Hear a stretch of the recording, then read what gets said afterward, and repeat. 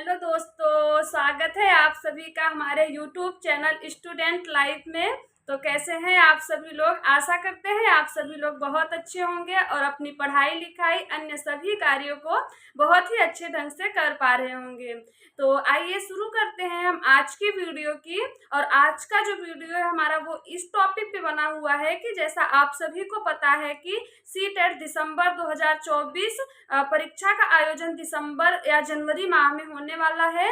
तो इसमें जो है बहुत सारे ऐसे विद्यार्थी हैं, बहुत सारे मेरे ऐसे भाई बहन हैं जो कि ये जानना चाहते हैं, जिनको मतलब सीटेट के बारे में बिल्कुल नॉलेज नहीं है, या फिर वो प्रथम बार एग्जाम देने जा रहे हैं इस बार, या फिर वो एग्जाम दे चुके हैं और कुछ कमियों के कारण वो असफल रहे हैं, उन्हें सफलता नहीं मिल पाई है। तो वो जो है जानना चाहते हैं कि हम कैसे तैयारी करें कि हम पहली बार में या फिर अच्छे से हम जो है सीटेट को क्वालिफाई कर जाएं। तो आज की वीडियो जो है हमारी इसी टॉपिक पे बनी हुई है। यदि आप एकदम आपको सीटेट के बारे में कोई जानकारी नहीं है और आप अच्छे से हमारे वीडियो को पूरा देखेंगे तो आशा करेंगे कि आपके सारे डाउट जो है वो क्लियर हो जाएंगे और आपको सीटेट के विषय में एक अच्छी समझ हो जाएगी।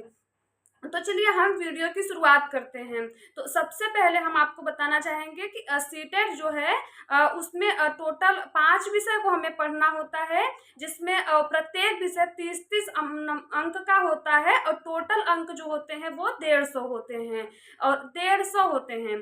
तो इसमें सबसे पहला विषय हमारा होता है हिंदी, और दूसरा विषय होता है मैथ, तीसरा विषय होता है पर्यावरण, और चौथा विषय हमारा होता है संस्कृत। और संस्कृत के स्थान पर इंग्लिश भी होता है। यदि आप इंग्लिश लेना चाहते हैं तो आप इंग्लिश लीजिए, और अगर आप संस्कृत लेना चाहते हैं तो आप संस्कृत लीजिए। और हमारा 5वां विषय होता है बाल विकास।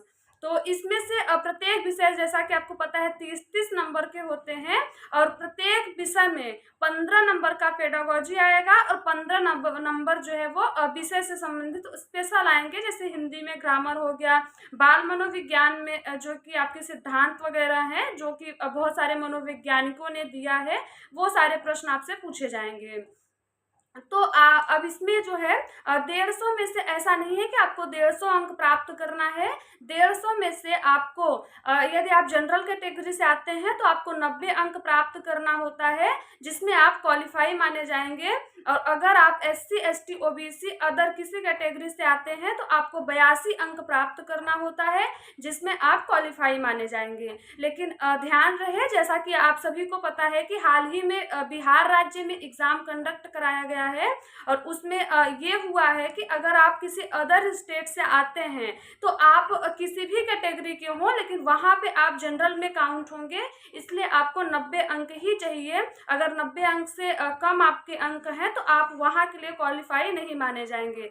तो मैं आपसे यही कहना चाहूँगी कि आप किसी भी कैटेगरी से हों, लेकिन आप अपना पूरा प्रयास करिएगा कि आप 90 अंक से अधिक ही अंक प्राप्त करें, उससे कम ना करें। तो यहाँ पे जो हमारे सबका जो डर होता है, हमारे स्टूडेंट लोगों का जो सबसे बड़ा डर होता है वो ये होता है कि एक जो हमारा विषय है संस्कृत और या फिर अंग्रेजी, जो भी आप उसमें ले सकते हैं वो ऑप्शनल रहता है, वो आपके ऊपर रहता है कि आप किस विषय को पढ़ना अच्छा समझते हैं, तो वो आप ले सकते हैं। फॉर्म अप्लाई करते वक्त ही आपको वहाँ पे वो जो है चूज करना पड़ता है कि आप किस सब्जेक्ट को लेंगे। तो जो सीटेट का संस्कृत है वो थोड़ा सा लेंदी हो जाता है, और उसमें जिसको अगर संस्कृत विषय में अच्छी समझ नहीं है तो निश्चित रूप से उसे बहुत सारी परेशानियों का सामना करना पड़ता है, और हमारे भाई बहन वहीं पे डर जाते हैं कि संस्कृत विषय तो बहुत टफ है, हम कैसे 90 अंक या फिर जो है सफलता कैसे प्राप्त करेंगे। तो आपको डरने की जरूरत नहीं है। संस्कृत जो है वो 30 ही नंबर का है। अदर जो आपका 120 अंक बचता है, वो जो सारे सब्जेक्ट हैं वो काफ़ी अच्छे सब्जेक्ट हैं, और अगर आप उसमें अच्छे से प्रयास करेंगे तो बहुत अच्छे नंबर आप उसमें पा सकते हैं। तो अगर आप संस्कृत विषय को हटाकर अन्य 4 विषयों पर भी अच्छे से ध्यान देंगे तो आप बहुत अच्छे से कर पाएंगे।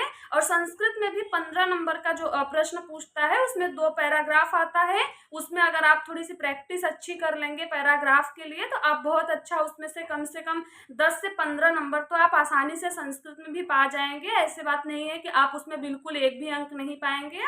तो आपको क्या करना है कि संस्कृत के लिए जो भी आपको समझ में नहीं आ रही है या फिर आपको बहुत कठिनाई महसूस हो रहा है, तो आपको उसी का टेंशन लेकर बाकी के विषय को छोड़ना नहीं है। आपको उसको भी थोड़ा थोड़ा प्रैक्टिस करते रहना है। और आपको जो आपके अच्छे विषय हैं 4, क्योंकि ये क्वालिफाई के लिए ही होता है, ऐसा नहीं है कि हमें अधिकतम जो है अंक प्राप्त करना होता है। तो आप संस्कृत को साइड में रख दीजिए, इंग्लिश को साइड में रख दीजिए, उसके जो पैराग्राफ है उसका आप अच्छे से प्रैक्टिस कर लीजिए, तो आप उसमें अंक प्राप्त कर लेंगे। बाकी के जो हमारे विषय हैं जैसे बाल विकास हो गया, तो वो बहुत ही रुचिपूर्ण सब्जेक्ट होता है। अगर आप उसमें अच्छे से ध्यान करेंगे तो बहुत अच्छा कर पाएंगे। और जो भी विषय है जैसे हिंदी हो गया, बाल विकास हो गया, मैथ हो गया, तो इन सब विषय पे आप थोड़ी सी जो है ज़्यादा ध्यान दीजिए, तो आप आसानी से 90 अंक प्राप्त कर सकते हैं। तो आइए अब हम जो बात करेंगे कि हमें जो है कौन से बुक्स पढ़ने चाहिए या फिर हम सीटेट की तैयारी कहाँ से करें जो कि अच्छा हो जाए।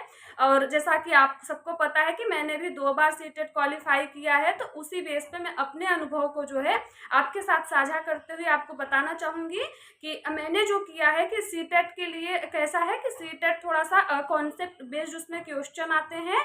तो इसके लिए सबसे अधिक जरूरी जो होता है वो प्रैक्टिस होता है। मैक्सिमम आप कितना प्रैक्टिस कर पाते हैं, अपने समझ को कितना विकसित कर पाते हैं, पूरा इसी पर निर्भर करता है। तो इसके लिए मैं आपको कहना चाहूँगी कि आप जो है सीटेट के लिए कोई अच्छी सी मतलब कि बुक्स बहुत सारे मार्केट में आप जाएंगे तो उपलब्ध है वो प्रैक्टिस सेट के लिए, जिसमें 10 से 15 साल के जो प्रीवियस ईयर के पेपर होंगे वो आपको आसानी से मिल जाएंगे। तो आप प्रीवियस ईयर के पेपर ले लीजिए और आप उसको जो है घर पे प्रैक्टिस कीजिए, और उसमें जो शब्द दिए रहते हैं या फिर जो नीचे बॉक्स बना के उसमें जो एक्सप्लेनेशन रहता है उसको आप एकदम अच्छे से समझने का कोशिश करिएगा कि सिर्फ पढ़ना नहीं है, उसको समझना है कि उसमें कह क्या रहा है, चीज़ें क्या हैं। और जो उसमें जो एक होते हैं कि पॉजिटिव जो वर्ड्स होते हैं उसको आपको जो है सर्कल करते हुए चलना है कि क्या चीज़ें अच्छा है क्या अच्छा नहीं है। और आप सबसे पहले ये सोचिएगा कि अगर मैं एक टीचर हूँ और मैं स्कूल में पढ़ा रहा हूँ या पढ़ा रही हूँ, तो वहाँ पे जो विद्यार्थी हैं उनके ऊपर हम कौन से नियम को अप्लाई करेंगे, कौन से चीज़ें हैं जो कि पॉजिटिव वे में जा रहा है और उसको अच्छा माना जाएगा। तो यदि आप इस तरीके से पढ़ेंगे तो आपका पेडागोजी जो है 15 नंबर का वो आसानी से तैयार होता चला जाएगा। और दूसरी बात जो है कि बुक्स से अगर हम हटते हैं तो मैंने जो किया है आपको भी जो करना चाहिए मेरे हिसाब से, तो आप जो है यूट्यूब पे बहुत सारे अच्छे मतलब बहुत से ऐसे प्लेटफॉर्म है जहाँ पे तैयारियाँ बहुत अच्छी कराई जाती हैं। तो आप वहाँ से अधिकतम प्रैक्टिस करिए। आप कितना प्रैक्टिस कर पाते हैं आप उतना प्रैक्टिस करिए चीज़ों को। आप ये मत सोचिए कि हमें क्लास कितनी देखनी है, आप ये सोचिए कि हम क्लास जितनी देख रहे हैं उसमें जो भी चीज़ें हमें बताया जा रहा है उसको एकदम दिमाग में बैठाते हुए चलना है। तो आप इस तरीके से अगर यूट्यूब पे प्रैक्टिस करेंगे तो आपका बहुत ही अच्छे से तैयार होता जाएगा। और इस तरीके से आप जो है बाल विकास का पेडागोजी हो गया, हिंदी का और मैथ का, आप तीनों का पेडागोजी बहुत ही अच्छे से तैयार कर सकते हैं। और मैथ में जो प्रश्न आते हैं जो कि सॉल्व करने वाले क्वेश्चंस रहते हैं, तो उसके लिए आपको थोड़ा सा पढ़ना पड़ेगा, प्रैक्टिस करना पड़ेगा। तो वो आपके पास जो भी बुक्स रहेंगे, क्योंकि सामान्य मैथ पूछे जाते हैं, बहुत हार्ड क्वेश्चन नहीं आते उसमें, तो आप उसकी तैयारी वहाँ से कर सकते हैं अच्छे से। और आपका जो सबसे एक सब्जेक्ट है पर्यावरण, तो पर्यावरण के लिए आपको एनसीईआरटी पढ़नी पड़ेगी। अगर आपके पास एनसीईआरटी है कक्षा 1 से लेकर 8 तक, तो आप एनसीईआरटी के जो भूगोल वगैरह हैं आप वहाँ से तैयार करिए, आपका बहुत अच्छा तैयार हो जाएगा।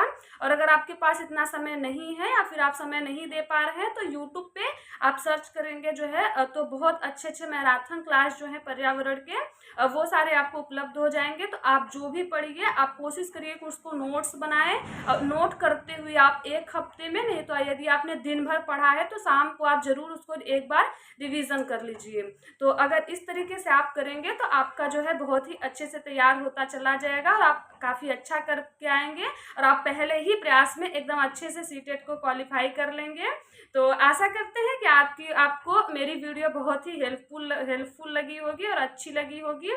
तो आपको अगर मेरे वीडियोस अच्छे लगते हैं तो मेरे चैनल को सब्सक्राइब करिए, लाइक एंड शेयर करिए। बाकी जो भी आपके डाउट्स होंगे वो आप कमेंट बॉक्स में मुझसे पूछिएगा, मैं आपके सवालों का जवाब जरूर दूंगी और कोशिश करूंगी कि मैं आपके सवालों का जवाब वीडियो के माध्यम से दूं, ताकि आपको भी आपके सवालों के जवाब मिल जाए, और जो कोई जो अन्य व्यक्ति मेरे वीडियोस को देखे उनको भी उनके सवालों के जवाब मिल जाए। तो आज की वीडियो की समाप्ति हम यहीं पे करेंगे। आपसे फिर मिलेंगे नेक्स्ट वीडियो में।